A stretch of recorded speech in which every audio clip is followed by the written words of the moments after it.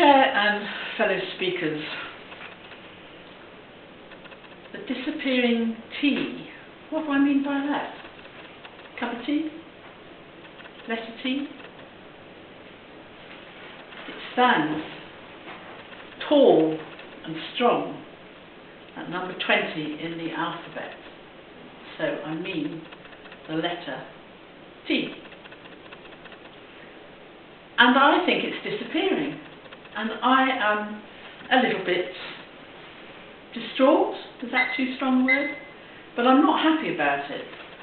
It seems to me that it's increasingly being dropped or glazed over, particularly when it appears in the middle of a word. And I don't know why, because there are people who are suddenly not pronouncing the T. People who speak very well, very clearly and very correctly, Queen's English. And then they throw in a word that hasn't got any T's in it. Like politicians who are talking about the priorities that we must get right. And once you've got those priorities, we'll be right. So all of a sudden they've dropped the T in the middle of that word, and they've also dropped the T at the end of the word right. And it just, to me, sounds affected. That they're trying to, I don't know what they're trying to do really, engage with the younger audience, seem like they're cool, they're hip, they're trendy, but it grates with me. And if people keep doing it, then the T is going to disappear. And our celebrities are some of the worst. That Ryland Clark, I mean, I have to switch off anything that he's on because I cannot stand the disrespect really he shows towards the English language. And there's another one. Is that AJ Adudu? Who, okay, she's got a northern accent, Yorkshire accent I think, nothing against that.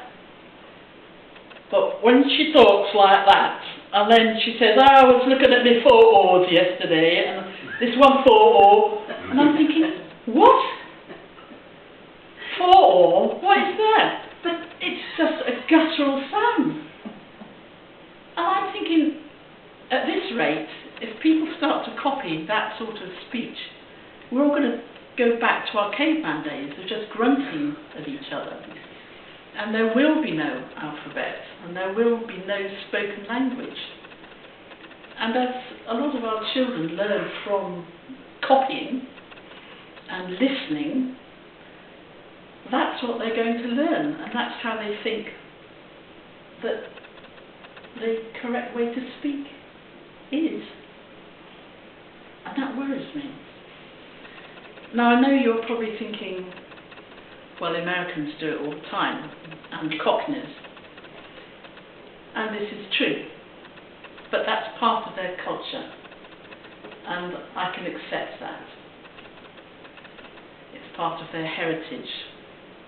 And it's also perhaps reflective of, how their culture has evolved.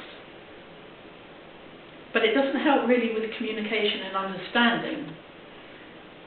I was in America and I was asked would I like some cantaloupe for breakfast.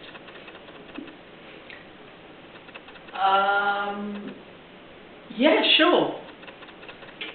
Not quite sure what I was going to get, but I thought I'm in America, try new things, try new foods. And of course, what appeared was melon. But it was a melon I hadn't really seen before. It had a different skin, so I thought, well, this is something new. And it's called cantaloupe. So when I got back to England, I was telling my stories about my trip. I said, I discovered a new melon called cantaloupe. People looked at me, really? I've never heard of that before either. Anyway, it turns out it's cantaloupe. They just dropped the T in the middle. Now, because they do that, it didn't help me at all in my communication or my understanding and my possible relaying of how that word should be pronounced when back in England. So it does have an effect. And for a while, my nephew lived in this strange place in Canada called Toronto. I thought, I've never heard of that before. I wonder where he is. I'll look up on the map, wonder how you spell it. T-O-R-O-N-O? T-O-R-R-O-N-O? I couldn't figure it out. So I asked him, where exactly did he live? Ah, Toronto. He's, really English, speaks normally, good English, but he'd been affected by his time in Toronto, in Canada. So it does affect how we communicate and how we relate and how we understand each other. And I really firmly feel that we should stand up for our letter T and have it pronounced in the middle of words and also at the end of words. And there's lots of things that you can think of, traditional tongue twisters, like Betty Botter bought a bit of butter. Now, somebody was being all cool and calm, trendy, it would turn out Betty Botter bought a bit of butter.